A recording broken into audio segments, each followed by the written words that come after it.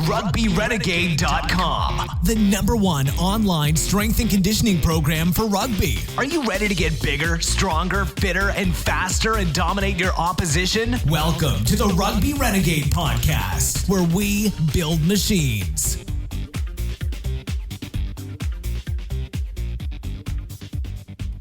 Hello and welcome to the Rugby Renegade Podcast. Today's episode is sponsored by Pro Athlete Supplementation. Check them out at pas-nutrition.co.uk for all your supplementation needs. And don't forget that subscribers to the Rugby Renegade program get a 40% discount on retail prices. Yes, welcome back to the Rugby Renegade Podcast. My name is Jamie Bain, and today I interview Andy Barker in what is the 57th episode of the podcast.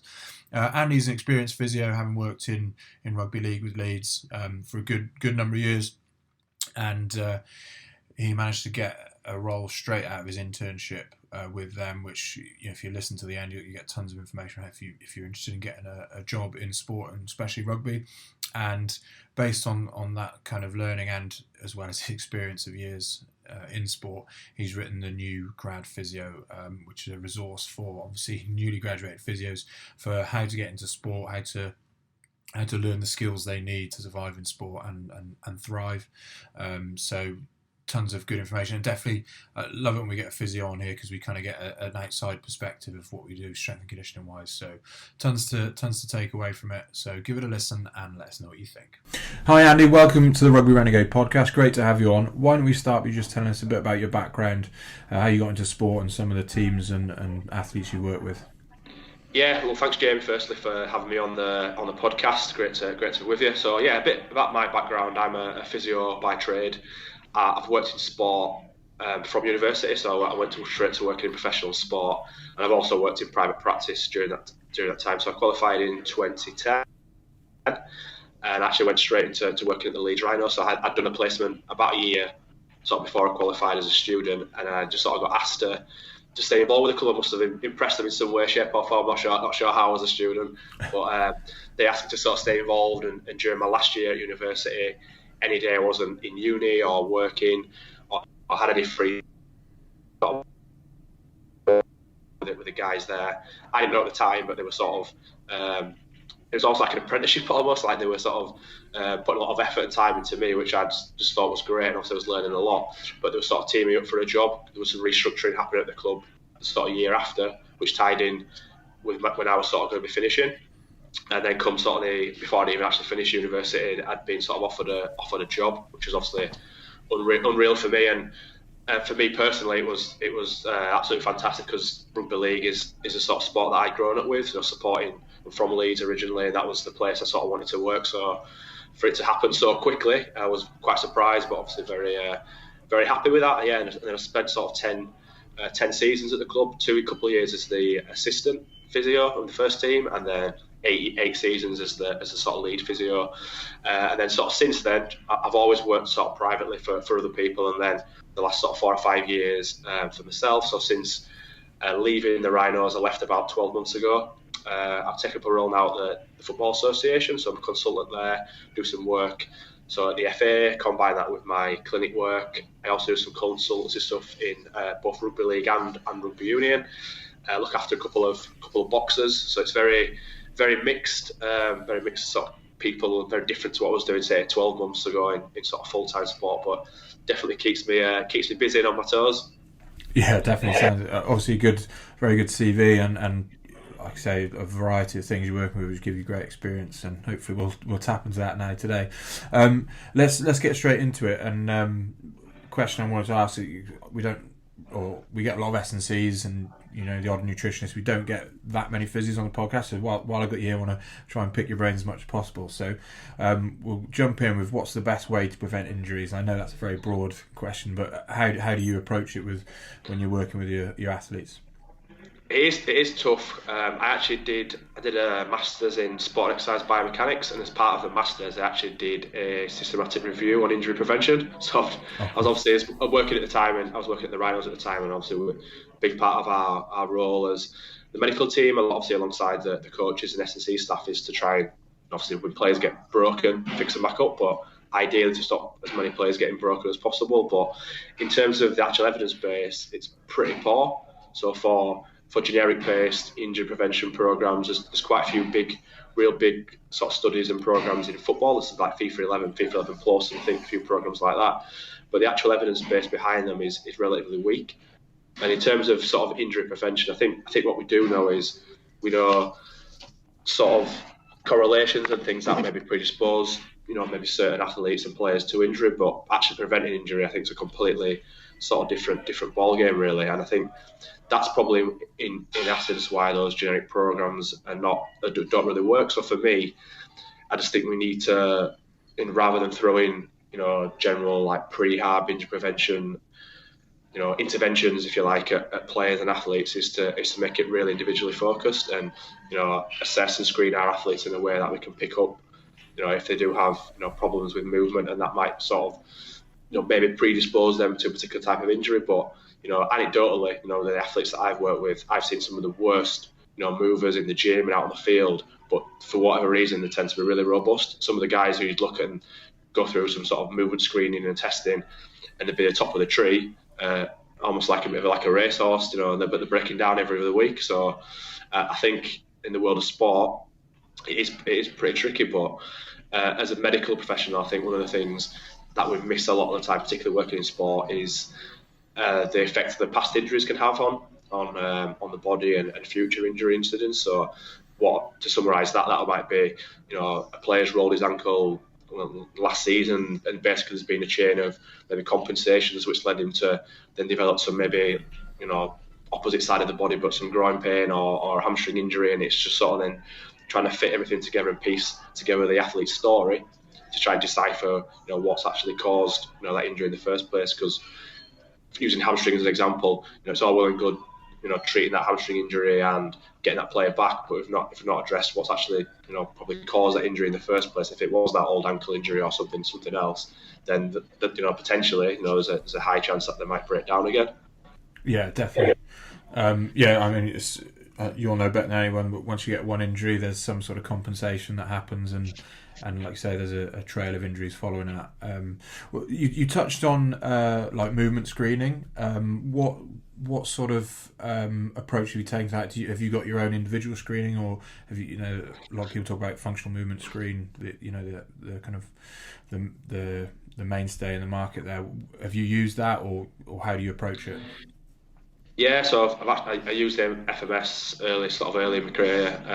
Done some other like movement screening, loads of courses, and things like that. But I've sort of moved away from that, particularly over the last sort of 4 or 5 years, and I have sort of developed my own sort of style, if you like. But what it is pretty basic. Looking at more global movement patterns and tying that really in with their past medical history, so their previous injury history, and trying to build a bit of a good picture about an athlete and what problems I've had in the past and why would that sort of make sense. So if we try to build that sort of story and it actually makes sense to us why someone has developed these injuries.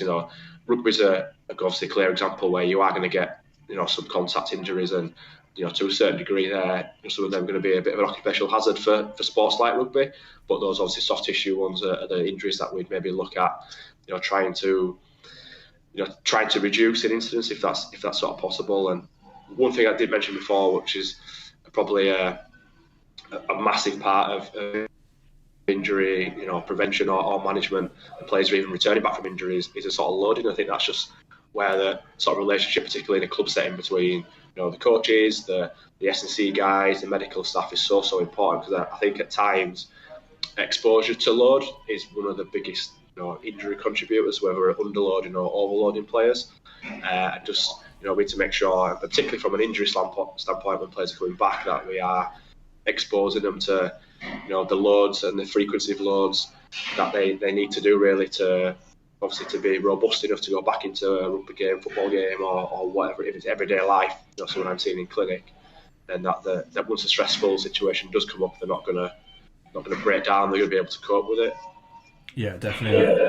I think I saw a study recently showing you're 50% more likely to get an injury if you haven't been able to take full part in pre-season. So obviously it just shows how important it is, that loading, to build that robustness, but also then where there's an injury and being able to bring you up above that that sort of point where you are robust, so to speak. So yeah, definitely a good point. And brings me to my next question. Actually, is kind of how you integrate and liaise with the S&C coaches, like during the rehab process and in general, I guess.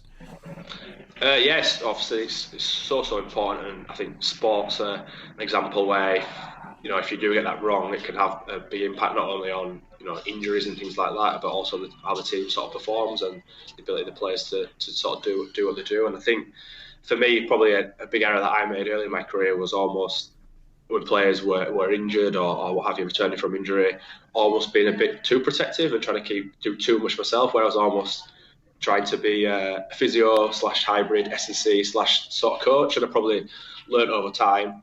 And that comes with relationship with staff and having trust in other people's expertise as well. But, you know, those people are experts in their own right, and I think just to try and use them and utilise them as much as possible, you know, is advantageous to myself as a physio or to sort of any other sort of practitioner, really. And, you know, for example, if I was using some sort of Olympic style lifting in the gym, there may be an S&C coach who's much better at coaching that than me.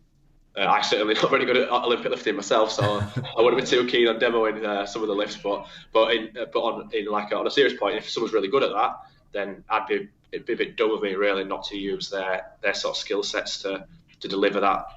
If it's a player coming back from an injury where they're doing some, like a rugby player, for example, doing some sort of like tackle technique stuff, you know, getting like a coach involved in that process. As long the coach obviously has to understand the maybe limitations that they might have at that particular point of their injury, but as long as that's clear and we divide a session together, it's probably better to be a coach-led. Obviously, I might be there just overseeing it or in the distance, making sure they're not doing what they're meant to be doing, but it's better to get those clinicians who are, like I say, experts in that sort of domain, involved with a player, whether they are coming back from injury or just in general training as much as possible.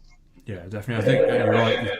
You said it's good to have, you know, you still be there as well, because then you get that you know, collaboration and better communication that goes through as well. Just rewind a little bit, going back to injury prevention. Just wondering, with, you know, your experience, whether you've actually brought in some sort of training modality or process that you've actually seen has really improved or decreased injuries. I know it's like maybe the holy grail you're looking for, but is there anything that has had an impact on injuries?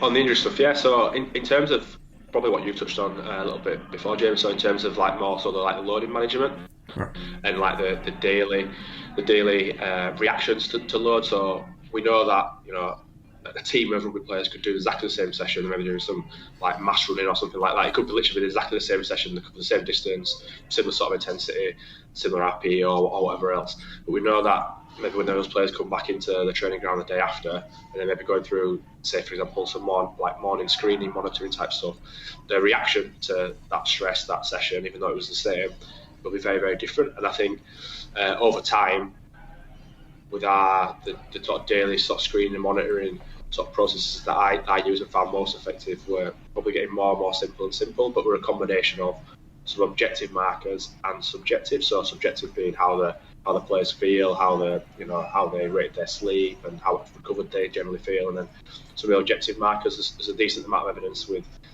using measures like adductor squeeze, which we use quite a lot as like more of like a central nervous system fatigue marker. And I think having, you know, I was very fortunate, particularly the Rhinos, for a large chunk of the time that I was there. We had a really consistent playing group. We went, you know, 10 new signs every year, so we were able to collect some really good data for over like a period of seasons for players, which I appreciate in some environments it's not always possible. We've got players coming in and out from different clubs and what have you, but we found some really sensitive measures, but again, they were very individual to individuals. There wasn't any like global, if players are below 80% of their adductor squeeze, the players are going to break down. It was very, very individual to certain players, to the point where we were almost certain when a player presented in a certain way that they were probably going to break, and then we could maybe obviously tailor their training week and game, you know, exposure obviously where needed. Yeah, no, that's interesting. I guess, like say, you've got the benefit of having that settled squad, and the advantage of that is that you've over time been able to work out what works for people as individuals. But it just shows you can't just go in, set up a new screening sort of process and go, right, hold on, they're going to get injured, without having that, those years of experience of working with them individually. So that's really interesting. That's what I was sort of hoping to do was almost like you mentioned, the Holy Grail with biomechanical stuff, and that's why I went down that route with my MSc. Because it was a bit naive of me, but I was thinking, I can put a group of players, like a squad, through some sort of biomechanical screening, and then I'd be able to obviously like monitor injury stuff and see if I could like link it back to that with the idea, I guess, in some way I'd be able to develop obviously like a profile or some testing where I'd be able to identify problems before they were becoming problems and then intervene in a way to reduce injury. But like I say, whether that was a bit naive of me, but it's obviously a lot more complicated than that. But going through that process and my MSc and particularly the dissertation and the study probably highlighted, how multifactorial and how difficult sometimes it can be to sort of deal with injuries. Yeah, I think it's the Dunning-Kruger effect. The more you kind of learn, the more you realise you don't actually know. Pretty much. Yeah. Just get a bit more frustrated. But the next question we ask all the guests on, and like I said, it's normally S&C coaches, so I think it'd be really interesting to get a perspective from a physio. So what is the biggest mistake rugby players make when it comes to strength and conditioning, in your opinion? So with some of the athletes, I think sometimes they think that more is better almost. So in terms of, more volume of whether that's stuff in the gym, speed work or whatever it is. Whereas, we know we can load athletes and players in a way to get, adaptation. Sometimes it's volume's not the overriding, I guess, factor to that, and it's almost like getting athletes to almost like train a bit smarter, not just harder, if that makes sense. Which sometimes for athletes, I think it's obviously a big like a big sort of concept, but they really struggle with that. It's almost, I think sometimes some of the coaches and things that I've worked with, they're completely the other side of the coin, where it's always more. You'll know yourself, Jamie, when sometimes maybe the teams you've worked with are not going too well. It's next day the training ground. It's we'll do more than we probably planned to do last week. Because they need to obviously, I know sometimes they need to work on certain aspects of the game that maybe didn't go as well as they wanted, but it's almost that sort of volume culture to do more. That ultimately means better. Yeah, Dave, you kind of got a culture in rugby of more is better, and also the feeling you have to be fatigued for it to be a good session. So sometimes they do more and they do it with less rest, and then like you say, the intensity is what is sacrificed. So definitely something you see a lot. Next question now.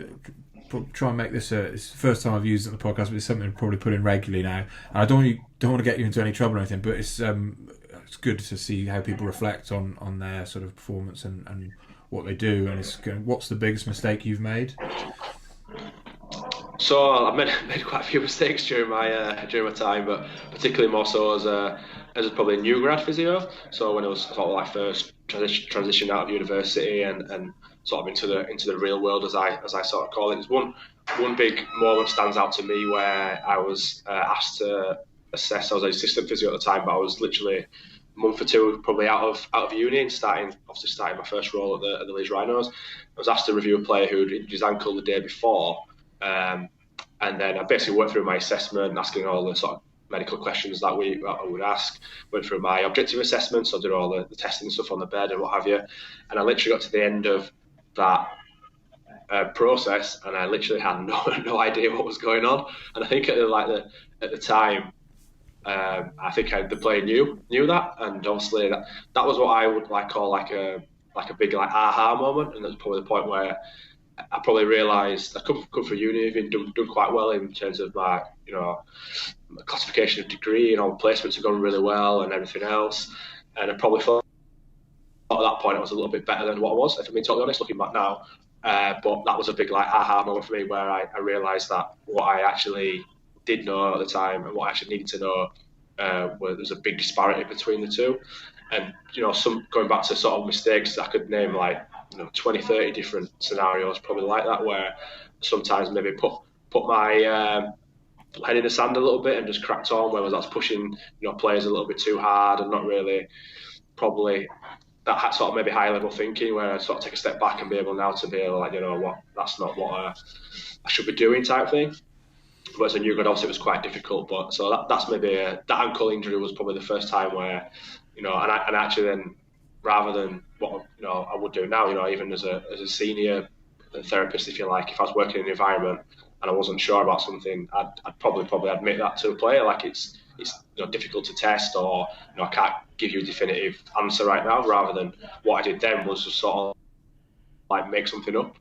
And that's what I generally used to do. Whether that was fear of, not sounding like I didn't know what I was doing, or whatever it was, I don't know specifically what that was. But, and I now, so what I didn't say at the start, actually, I work with the new grads. So I have what's called a new grad physio membership, which basically try and helps therapists, physio, sports therapists, sports rehabilitators to overcome all those challenges and the challenges that I had as a new grad, and they have, it's the support help and giving them that help and support that they need to smoothen that transition from university and into the real world, because it's, for me, it was without question the most difficult part of sort of my therapy career. Yeah, oh no, thanks for sharing that, because I'd say it's sometimes difficult looking back on your own mistakes, but also they're kind of the big periods where you make massive steps forward and you learn from 100%. them. So it's good that other people can learn from it, and like you say, you're helping people in that position now, because I mean, everything you learn in uni is obviously the foundation, but this is such a massive step up when you're actually in the environment, and I guess that having that humility to understand, as we said before, you kind of get to a point where you realise you don't know everything, and you're going to keep a player's trust if you're honest to them from the start, and work a way out of figuring out what's going on, whether it's asking another colleague or something. So no, I really appreciate you sharing that. So back to rehab and more kind of end stage return to play now. What's your kind of approach around that? How do you help players get back from, they've just recovered from an injury and they're trying to integrate back into their rugby in this example?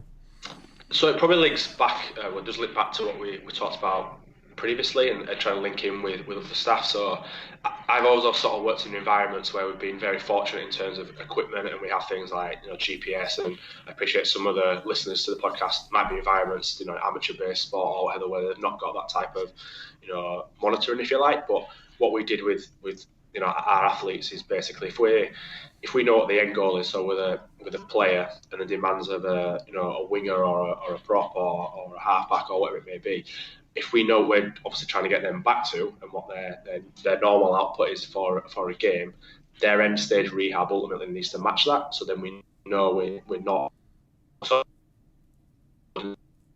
expose them to the amount of running, high speed running, the amount of collisions or whatever it may be, and we can almost make up sessions and drills that mimic the match demands of say, a rugby player, which, like I say, in an elite setting is relatively straightforward to do. And obviously the sessions prior to that are obviously building up to that. That'll be like a sort of field-based example, but the same thing would go for your gym-based progressions. If you tested players before in the gym and you know what their sort of like baseline levels are, we want to get them at least back to their baseline, if not exceed them during their sort of rehab process, so we know that when they are going back into rugby or other sports, where it may be, they're going to be resilient enough to be able to cope with the demands.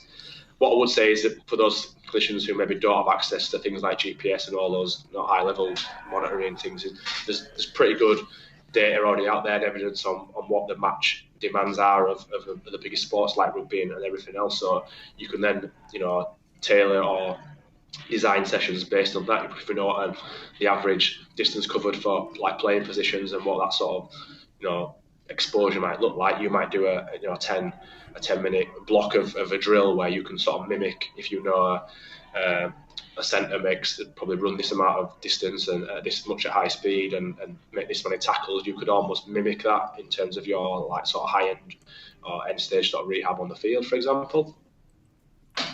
No, that's a great example. So yeah, definitely, it's kind of reverse engineering it. They know the end goal in mind, and they just kind of work back from that and build back up to it. And yeah, definitely in terms of the gym, it's great that they shouldn't have a rough idea of what their best performances are, so they can try and build up to them. And like I say, if it's a long term injury, there's some of those measures that they should be above and beyond because they've had time to build it up and come back stronger. So no, great advice. Again, next question is one that is going to be a regular on the podcast now, and it's again be good getting a perspective from a physio. If you could change one thing about the strength and conditioning industry, what would it be?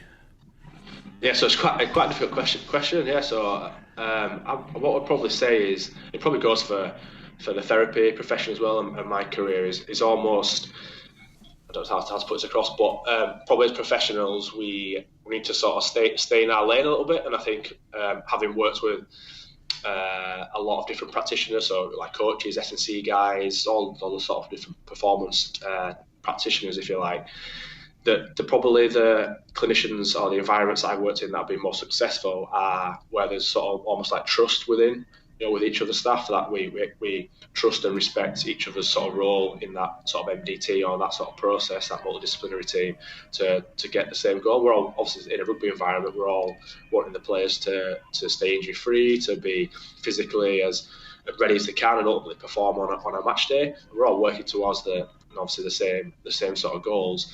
I just think sometimes in some of the clinician practitioners that I've worked with in the past, where for whatever reason that when they've sort of jumped out of their lane and what they're sort of good at in terms of their skills and expertise, and try to like I said when I was an early therapist, when I was trying to almost be like a hybrid S&C coach, but I'm not an S&C coach, I'm a physio.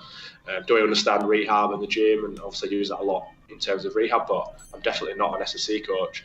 So that was probably an example where I was maybe verging into the S&C sort of lane, and I think S&C coaches do it, like I say, therapists do it, coaches do it. Coaches do it quite a bit when they're trying to be involved with conditioning of players on the field and things like that. I've seen that many times in sort of my career. I think that only happens when there's not a good relationship between the team of staff, and then people feel like then they need to almost veer into someone else's lane and sort of do their role. Yeah, I think you're right. I think you mentioned it in previous answers. The word was trust. There's got to be that trust there, and then you don't find people kind of overstepping the boundaries and going into someone else's realm. And also in terms of coaches, if they trust you, they're going to listen to your opinion and not try and stick their oar in too much. So yeah, definitely, as you said, comes down to relationship with where it's S&C, physio and coaches. So good point.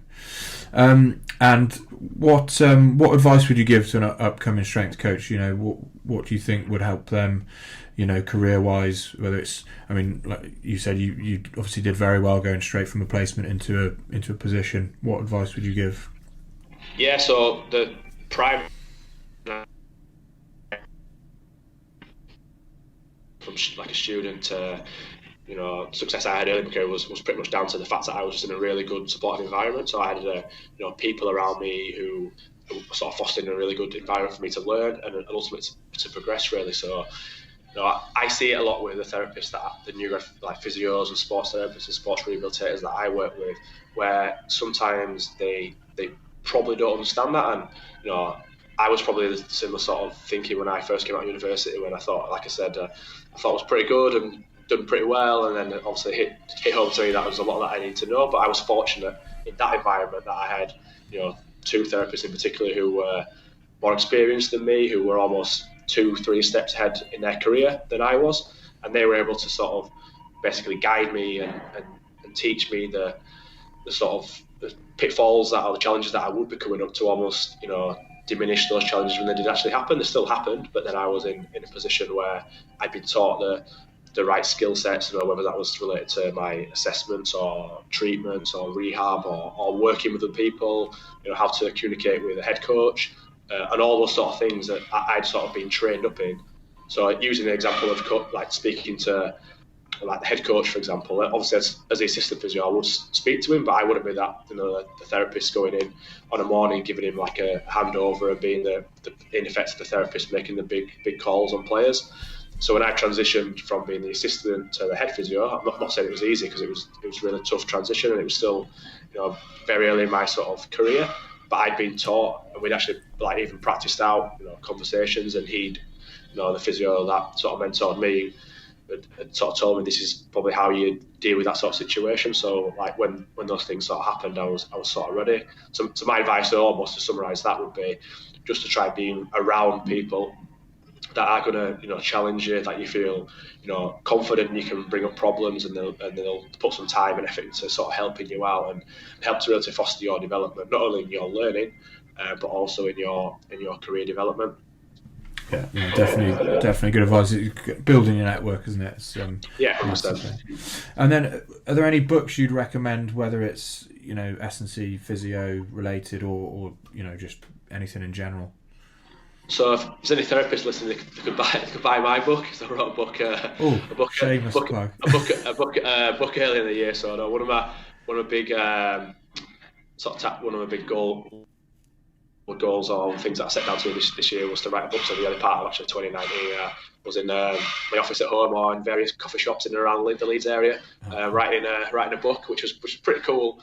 I enjoyed the process of doing it, and so if any therapists listening, obviously they can check it out. It's called The New Grad Physio. But in terms of probably S&C coaches who will obviously predominantly be the guys that listen to this podcast, I just think I wouldn't really advise any specific books, but in relation to maybe the best practitioners that I've worked with of an S&C background, a lot of those, in terms of, obviously I've talked already so many times about how closely we work together, and particularly about end stage rehab and during the whole rehab process.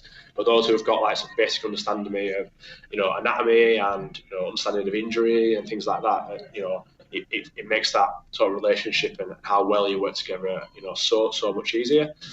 And the same would go for a therapist. Therapists that are, I'm not saying you're going to train or as an S&C coach as a sideline gig or anything like that, but understanding what you do and why you're doing things, and having that sort of maybe the S&C principles, basic. I'm not going to know as much as you, Jamie, for obvious reasons in that domain. That's sort of your thing. But I think for an S&C coach to have that basic anatomy and understanding of injuries can be really, really helpful in that sort of process in managing your athletes. Yeah, definitely. I think it's kind of then everyone's talking the same language as well, aren't they? We're very good at having our own little lingo, and it can kind of get confused. But if you've got a good enough understanding of physio and S&C, vice versa, it just helps that communication between. So definitely good points. 100%. I think that feeds in with like the biggest breakdown in or problems that arise in a sports setting or whatever it may be generally come down to people's lack of understanding, and sometimes one's probably communication and communicating ideas and why people are doing things, but ultimately sometimes understanding, because some of the, I think back to, I won't tell you any detail, but some of the like bust-ups I've had with coaches or disagreements, if you like, want to call them that, in the past over the years have generally been down to